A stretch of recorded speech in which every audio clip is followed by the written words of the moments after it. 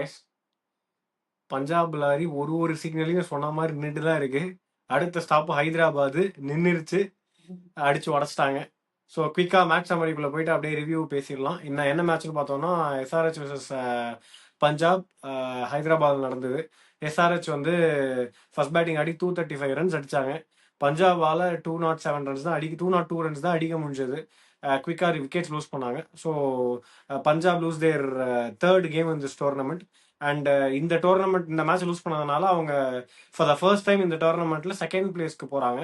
So மேட்சை பத்தி பேசுவோம். சொல்லுங்க Venkat. So first like Punjab toss ஜெயிச்சாங்க. அவங்க வந்து பவுலிங் சூஸ் பண்ணாங்க.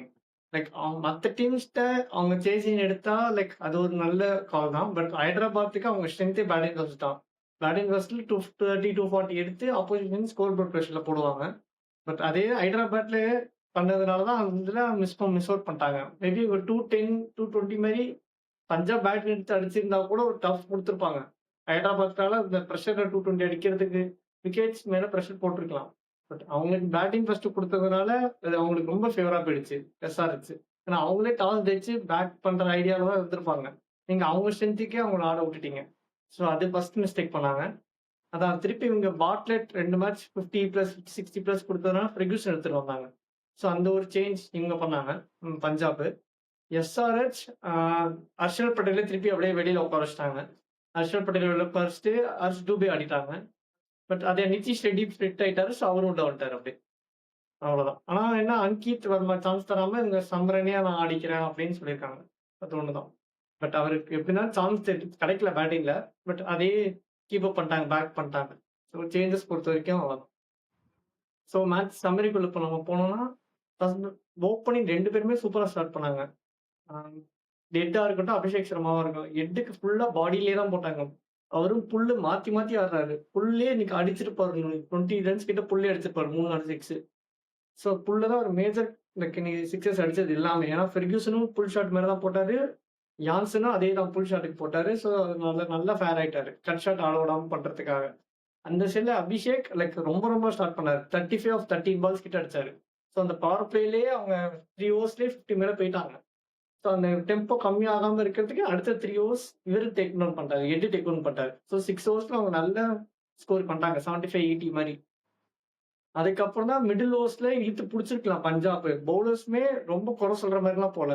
சகால் ரொம்பவே சூப்பரா போட்டிருந்தாரு. ராங்கன்லாம் சூப்பரா போட்டிருந்தாரு. ஆனா ஃபீல்டர்ஸ் யாருமே கை கொடுக்கல எனக்கு பஞ்சாப்.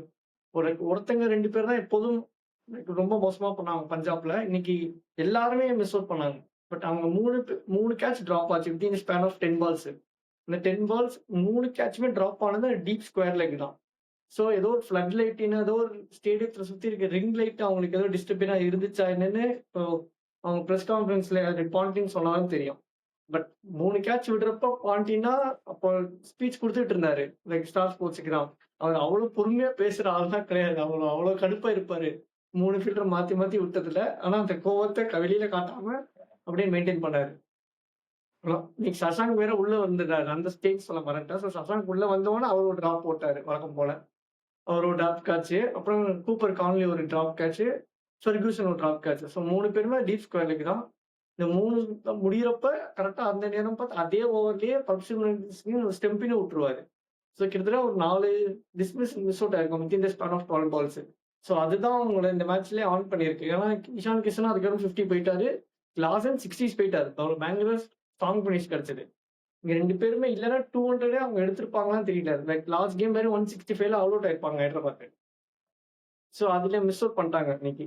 பட் ஹர்ஷதீப் சிங்குமே அவர் போட்ட டெத்ல போட்ட அந்த 1 ஓவர் மிடில் ஒரு ஓவர் போட்டப்போ அது சூப்பரா போட்டிருப்பாரு ஹர்ஷதீப் சிங்குமே. பட் ஆனா ரன் ஃப்ளோ அவுட் ஆனது மார்க்கோ யான்சன். அவர் 4 ஓவர்ஸ் 60 கிட்ட போனாரு. ஸோ அவர் எனக்கு தெரிஞ்ச ஐபிஎல் இதுலயே செகண்ட் டைம் இப்பதான் கன்சீட் பண்றாரு 50+ ரன்ஸே. ரொம்ப லைக் நல்லா போட்டிருந்தாரு. டிஃபென்சிவா போடுற bowler bat. Like wicket taking போடலாமே டிஃபென்சிவா போட்டுருவாரு எப்போதும். பட் இன்னைக்கு அவர் அட்டாக் பண்றாங்க. அதுதான் பேட்டிங்னா கிளாசன் லைக் ரொம்ப கால்குலேட்டிவா ஆனாரு. எதுவுமே ரேஷ் ஷாட்ஸ் ஆடாம லைக் 1-2 ரேஷ் ஷாட்ஸ் கேட்சஸ் போச்சு. பட் அது இல்லாம மற்றபடி நல்லா கால்குலேட்டிவா 220 230 போடா ப்ரெஷர் போடலாம். அந்த மாதிரி நல்லா மேட்ச் கொண்டு போனாரு கடைசி வரைக்கும். அது ஒண்ணு. அவங்களுக்கு இன்னொரு பிளஸ் இந்த டாப் 4 தவிர்த்து இன்னொரு பெரிய பிளஸ் என்னன்னு பாத்தீங்கன்னா கீழே ஆடுற நிதிஷ் ரெட்டி தான். இந்த மேட்சுமே அவர் அதே 30 பிளஸ் அடிச்சிட்டாரு, 25 பிளஸ் அடிச்சிட்டாரு, லைக் 10 ஆர் 11 பால்ஸ்ல. அது ஒரு பெரிய பிளஸ் அவருக்கு உங்களுக்கு. ஸோ அதுதான் எஸ்ஆர்ஹெச் இதை வச்சு ஒரு 235 கிட்ட போஸ்ட் பண்ணாங்க. லைக் அது 235 போஸ்ட் பண்றப்பவே எனக்கு என்ன தெரிஞ்சதுன்னா, அந்த பவுலிங் அப்புக்கு வச்சு இவங்க டிஃபெண்ட் பண்றோம் 230 பிளஸ். அதனால ஒருத்தங்க அந்த நான் 5 பேர்ல ஒரு நல்ல ஸ்பெல் போட்டுட்டா போதும். பட் அந்த ஸ்பெல் அவங்க அடிக்கடி போட்டுருக்காங்க. ஒரு மேட்ச் சிவாங் போடுவாரு, ஒரு மேட்ச்னா மலிங்கா போட்டுருவாரு. அதே மாதிரி தான் இன்னைக்கு வந்தாங்க. லைக் ஃபர்ஸ்ட் ஓவர்லயே லைக் ஒரு ஒரு பேட்டர் அவுட், ஆரியா அவுட் பண்ணிட்டாங்க. ரியான் ஷார. அடுத்த like first ball, second over first பாலே சிம்ரனும் போயிட்டாரு. ஸோ அந்த வித்தின் ஃபர்ஸ்ட் 7 பால்ஸ்லயே மேட்ச் சீல் பண்ணிட்டாங்க. ஸோ ஓப்பனர்ஸ் இல்லன்னா, இவங்க திருப்பி பஞ்சாப் கடைசி வரைக்கும்லாம் மேட்ச் எடுத்துட்டு போற அளவுக்கு பெரிய டீமா ஒண்ணும் யாருமே வளரல இவங்க. மிடில் ஆர்டர்லலாம். ஸோ அதேதான் திருப்பி அதே மாரி எக்ஸ்போஸ் ஆனாங்க. திருப்பி ஷ்ரேயஸ் ஐயர பவர் பிளேல எக்ஸ்போஸ் பண்ணாங்க. திருப்பி அவருமே அவுட் ஆயிட்டாரு பவர் பிளேலயே. ஸோ அங்கேயே அவங்களுக்கு மேட்ச் முடிஞ்சுதான். எவ்வளவு நேரம் அவங்க மேட்ச் கொண்டு போறாங்கன்னு அதுக்கப்புறம் கேள்வியா இருந்தது. மத்த டீம் பவுலிங்கா இருந்தா இந்நேரம் மேட்ச 16, 17 ஓவர்ஸ்ல ஆல் அவுட் பண்ணியிருப்பாங்க பஞ்சாப்ப. அதுதான் இவங்களுக்கு அந்த 1 ஆர் 2 வீக் லிங்க்ஸ் இருக்கு பவுலிங்ல. அதனால மேட்ச் கடைசி வரைக்குமே போச்சு. அதுல கடைசி வரைக்கும் போனதுக்கு ஒரு பெரிய கான்ட்ரிபியூட்டர் யாருன்னா கூப்பர் கான்லி தான். லைக் அவர் ஒரு எண்டுல அப்படியே நின்னுட்டாரு அவரு செஞ்சுரி போட்டுட்டு. 60 பால்ஸ் அவர் 60 பால்ஸ்ல செஞ்சுரி போட்டா அதெல்லாம் மேட்ச் தோக்கலன்னு சொல்லலாம். ஆனா அவர சுத்தி ஃபுல்லா விக்கெட்ஸ் விழுந்திருந்தது. அவருமே அவ்வளவு பெரிய எக்ஸ்பீரியன்ஸ் பிளேயர்லாம் இல்ல. இப்பதான் இன்டர்நேஷனல் கிரிக்கெட்டே வந்திருக்காரு. பிக் பேஷ்ல 2 ஆர் 3 இயர்ஸ் எக்ஸ்பீரியன்ஸ் இருக்கும். இன்டர்நேஷனல்ல லெஸ் தென் இயர் தான் இருக்கும். ஐபிஎல்ல டெபியூட் சீசன். ஸோ அவர்கிட்ட இருந்து நீங்க 30, 40 பால் லைக் இந்தியனா இருந்தா எதிர்பார்க்கலாம். 50 பால்ஸ்க்குள்ள 100 அடிச்சு மேட்ச நெக் டு நெக் எடுத்துட்டு போலாங்க. பட் ஃபாரினர்னால அவருக்கிட்டயும் பெருசா நீங்க எதிர்பார்க்க முடியாது. அவரோட பெஸ்ட்டுக்கு மேலேயே அவர் பண்ணிட்டாரு. 60 பால்ஸ் 100 லைக் ஒரு எண்ட்ல இருந்து தனியா. ஆக்சுவலா அதான் செகண்ட் இன்னிங்ஸ்ல கரெக்ட். ஆக்சுவலா செகண்ட் இன்னிங்ஸ்ல கொஞ்சம் சப்போர்ட் கிடைச்ச மாதிரி இருந்தது. கொஞ்சம் நடுவுல கொஞ்சம் சாயினிஸ் ப்ராமிஸ் காமிச்சாங்க, ஷெக்டே கொஞ்சம் ப்ராமிஸ் காமிச்சாரு. அதனால இவரும் கொஞ்சம் சிங்கிள்ஸ் ரொட்டேட் பண்ணிட்டு இருந்தார் நடுவுல. அந்த 2 விக்கெட்ஸுமே போயிடுச்சுங்கிற உடனே தான் அவருக்கு ஆக்சுவலா கொஞ்சம் நிறைய பால்ஸ் எடுத்துக்கிட்டு இவரே அடிக்க போயிட்டாரு. அது வரைக்குமே அவர் ஆக்சுவலா ஐ மீன் சாயினிஸ் ஆடிட்டு இருக்கும் போதும் அவரோட ரன்ஸ் எனக்கு தெரிஞ்சு 40ல தான் ஆடிட்டு இருந்தாரு. ஷெக்டே ஆடிட்டு இருக்கும் போதும் 47, 50 கிட்ட தான் ஆடிட்டு இருந்தாரு. அடுத்த அங்கிருந்து 50 ரன் 60 ரன் கிட்ட தனியாவே இவரே அடிச்சிருந்தது. ஏன்னா ஒரு பக்கம் சுத்தமா விக்கெட்ஸ் யாருமே அவங்க சைட்ல ஐ மீன் பஞ்சாப் சைட்ல யாருமே ரெசிலியண்டா நிக்கவே இல்லை அப்படின்றதுனால. இன்னொன்னு அவர் மேட்சோட ஃபர்ஸ்ட் ஓவர்லயே வந்துட்டாரு. முதல்லயே ஆரி அவுட் ஆகிட்டதுனால சீக்கிரமாவே வந்துட்டாரு. அங்கிருந்து ஓரளவு கொஞ்சம் ஸ்டபர்னஸ் காமிச்சு கடைசி வரைக்கும் நின்னதுங்கிறதே பெரிய விஷயம். மேபி யாராவது ஒருத்தர் இன்னும் ஒரு குவிக் 30 அடிச்சிருந்தாங்கன்னா இந்த மேட்ச் சீல் பண்ணியிருந்திருக்கலாம். பட் அகைன் இது ஹைதராபாத்தோட பவுலிங் பிரில்லியன்ஸ் சொல்றதுங்கிறத தாண்டி இது பஞ்சாபோட பேட்டிங் கொலாப்ஸ் ஆக்சுவலா. ஏன்னா credit where it's due credit கொடுக்கணும். ஆக்சுவலா ஹைதராபாத் இது வரைக்கும் 11 டைம்ஸ் 220+ ஸ்கோரை போஸ்ட் பண்ணி அத்தனை தடவையும் டிஃபெண்டும் பண்ணியிருக்காங்க. ஸோ அது என்ன அவங்களுக்கு கிரெடிட் கொடுத்தாங்க இந்த இடத்துல. பட் இன்னைக்கு பஞ்சாப் சைட்ல ஒரு ஷியர் பேட்டிங் கொலாப்ஸ். 8 டைம் இந்த டோர்னமெண்ட்ல ஒரு ஷியர் பேட்டிங் கொலாப்ஸ். அவர் கடைசி வரைக்கும் கூப்பர் கார்னர்ல நிக்கலன்னா அவங்களுக்கு ரன் ரேட் பிரச்சனையும் வந்திருக்கும். ரொம்ப ஐ மீன் 160, 170 ஈஸியா சுருண்டு இருப்பாங்க. அது கடைசியா அந்த 30, 40 ரன் கூட வந்திருக்காது ஆக்சுவலா. அந்த அளவுக்கு ரொம்ப கேவலமா தான் ஆடிட்டு இருந்தாங்க. அண்ட் ஸ்பின்னர்ஸ்க்கு அகேன்ஸ்டா அவர் ஸ்ட்ரைக் ரேட் ரொம்ப அதிகமா இருக்கு அப்படின்றதுனால என்ன பண்ணாங்கன்னா சிவங்குமாரையும் தூபேவையும் முன்னாடி போட விடாம நல்லா பின்னாடி தள்ளிட்டு லாஸ்ட் 2 ஓவர் போட்டு முடிச்சாங்க. ஒருவேளை நடுவில் போட்டிருந்தாங்கன்னா கொஞ்சம் கேம் மாறி இருக்கிற சான்ஸ் இருக்கு. ஏன்னா சாயினிஸுமே நல்லா ஹிட்டர் ஆஃப் ஸ்பின்னு தான். கொஞ்சம் காத்திரி சான்ஸ் இருக்கு. பட் அகைன் அந்த இடத்துல தான் கமின்ஸ் அவரோட சூப்பர் கேப்டன்சி காமிச்சாரு. அந்த ட்ராட் போட்டாரு. செம்ம ஓவர்ஸ் நல்லா போட்டு விக்கெட் எடுத்தாரு. Again man of the match அவர் வாங்கிட்டு போயிட்டாரு ஆக்சுவலி. அதான் லைக் கமின்ஸுமே நடுவில் ஒரு ஓவர் போட்டிருப்பாரு. 12th ஓவர் மாதிரி போட்டாரு. அந்த ஓவர்ல தான் ஒரு விக்கெட்டுமே எடுத்திருப்பாரு நல்லா போட்டு. மேபி அதுதான் அவங்களுக்கு டேர்னிங் பாயிண்ட் வந்திருக்கு. இல்லைன்னா அவங்க டீப்பா எடுத்துட்டு போயிருந்தா பஞ்சாப் மேபி ஒரு சான்ஸ் பார்த்துருக்கலாம். லாஸ்ட் 5 ஓவர்ஸ்ல 70 ரன்ஸ் அடிக்க முடியும். Like 6 wickets in hand, 7 wickets in hand. நடுவில் ஒரு போட்டு அந்த ஒரு விக்கெட் எடுத்துட்டாரு. ஸோ லாஸ்ட் 5 ஓவர்ஸ்ல 100+ மாதிரி வேணும்னு ஷெக்டே விக்கெட் எடுத்தாரு. அதுல ஷெக்டே ஆக்சுவலா அதுக்கு முன்னாடி ஓவர் தான் சிவங்குமாரை 2 6 அடிச்சு 26ல 3 பவுண்டரி கிட்ட போச்சு அந்த ஓவர். நல்லா அடிச்சிருந்தாரு. ஆனா அதுக்கு அடுத்த ஓவர் 4 ரனோ 5 ரனோ தான் போச்சு. நல்லா பயங்கரமா செட் பண்ணி கடைசியில ஒரு குவிக்கர் ஒன்று போட்டு மேல ஆட வச்சு ஆஃப் சைட்ல கவர்ஸ் கிட்ட கேட்ச பிடிச்சிட்டாங்க. ஸோ ஆக்சுவலி நல்ல ஐ மீன் எக்ஸ்பீரியன்ஸ் பயங்கரமான எக்ஸ்பீரியன்ஸை காமிச்சாரு. சூப்பர் எக்ஸிகியூஷன் ஆக்சுவலா. ஸோ ஷெக்டே அவுட் ஆகும் போதே எனக்கு ஓரளவுக்கு தெரிஞ்சிச்சு. ஓகே இதுக்கப்புறம் சேஸ் யாரும் கொண்டு போக மாட்டாங்க. ஏன்னா சஷாங்க் திருப்பி அந்த மாதிரி பழைய மாதிரி ஆடுற மாதிரி தெரியல இந்த என்டையர் சீசன். நான் எக்ஸ்பெக்ட் பண்ணல. பட் பண்ணியிருந்தாருன்னா பயங்கரமா இருந்திருக்கும் ஆக்சுவலா. பட் அதுக்கேற்ற மாதிரி எக்ஸ்பெக்டேஷன்ஸ்க்கு ஏற்ற மாதிரி அவர் வந்து சீக்கிரமாவே அவுட் ஆயிட்டாரு. ரொம்ப சீக்கிரமாவே அவுட் ஆயிட்டாரு. கடைசியில எதுவும் பண்ண முடியல. செகண்ட் ஃபீல்டர்ல மீன் சும்மா சிங்கிள் ஓடிட்டு இருந்தாரு யான்சன் தொட்டு தொட்டு. ஒரு லாஸ்டா சரி அது நத்திங் டு லூஸ் அப்படின்ற மாதிரி இதுல இறங்கி கார்னர்லி அடிச்ச ரன்ஸ் தான் அந்த 207 அந்த அந்த இடத்துல வந்து நின்னதே. ஏன்னா அது கூட வந்திருந்திருக்காது அவர் விக்கெட் போயிருந்ததுன்னு. அதான். அவங்க எப்படினாலுமே லைக் 160, 170 ஆல் அவுட் ஆகிருந்தாலுமே ஒரு இம்பாக்ட்டுமே கிரியேட் பண்ணல. ஏன்னா அவங்க ஹாட் பாயிண்ட்லாம் இருக்க போறாங்க. ஸோ நீ எவ்வளவு மேட்சஸ் ஜெயிக்கிறாங்கன்னு கரெக்ட். பொறுத்து தான் அவங்களுக்கு. பட் பரவால்ல. அவர் ஆடுனது ஒரு ம். ஒரு மோட்டிவேஷனல் கொடுக்கும் அந்த டீமுக்கு. Like top openers correct. இல்லாமமே தேர்ட் லைக் ஒன் டவுன் பிளேயரால மேட்ச் கொண்டு போக முடியும். பட் அவங்களோட வீக்னஸ் அங்க இல்ல. லைக் இது வரைக்கும் அவங்க கம்ப்ளீட்டட் மேட்சஸ் 8 ஆர் 9 ஆடிருக்காங்க. அதுல மொத்தமா 6 டைம்ஸ் கிட்டயே அவங்க 200 பிளஸ் கன்சீட் பண்ணிருக்காங்க. அப்படின்னா என்ன எல்லா டீம் கிட்டயுமே 200 பிளஸ் கன்சீட் ம். பண்ணிட்டு தான் வந்துட்டு இருக்காங்க அவங்க. சோ பவுலிங்ல கண்டிப்பா கரெக்ட் ஒரு பெரிய கரெக்ட் ஹோல் கரெக்ட். இருக்கு அவங்ககிட்ட. ஆமா. பட் இந்த மேட்ச் ஏன் அவங்க பாட்லட் ஆடல? இல்ல பாட்லெட் தான் லாஸ்ட் 2 மேட்சஸ் தான் ரன்ஸ் போனாரு. சோ அதனால தான் பவுலிங்ல ஒரு சேஞ்ச் ம். வேணும். அதனால 200 பிளஸ் கன்சீட் பண்ணாம இருக்க ஒரு பவுலிங் சேஞ்ச் ஒன்னு கொண்டு வரலாம்னுக்காக தான் ஃபெர்குசன கொண்டு வந்தாங்க. ஃபெர்குசனுமே நல்லா தான் போட்டாங்க ஃபர்ஸ்ட் 3 ஓவர்ஸ்லாம். லைக் அவரு சான்சஸ் எல்லாமே கிரியேட் பண்ணாரு. அதுல எதுவும் குறை சொல்ற மாதிரி இல்ல.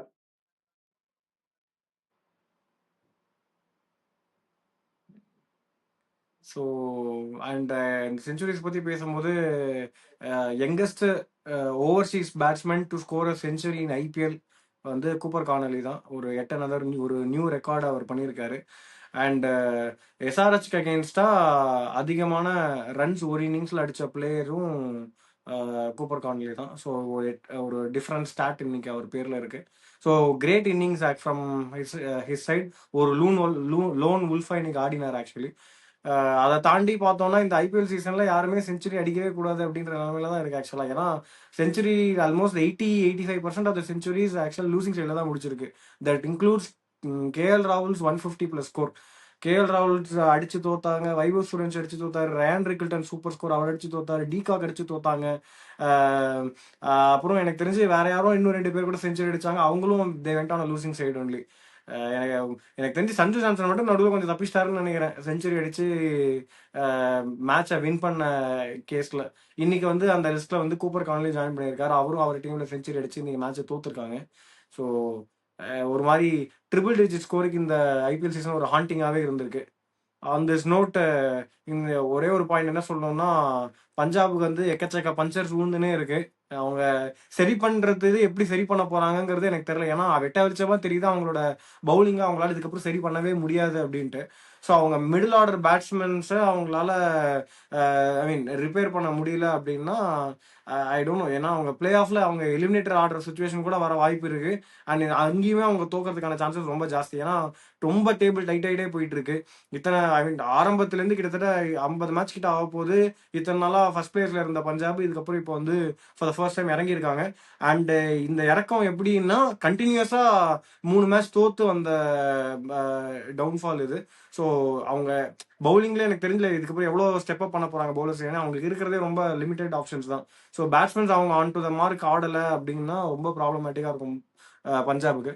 ஆன் திஸ் நோட் பஞ்சாபுக்குமே வேற இன்னும் ஏதாவது 4 பாயிண்ட்ஸ் மேட்சஸ் இருக்குல்லன்னா இருக்கு. இந்த ஸோ அவங்க ஆட் பாயிண்ட்ல இருக்கிறதுனால அவங்க 2 வின்ஸ் மஸ்ட் வேணும்.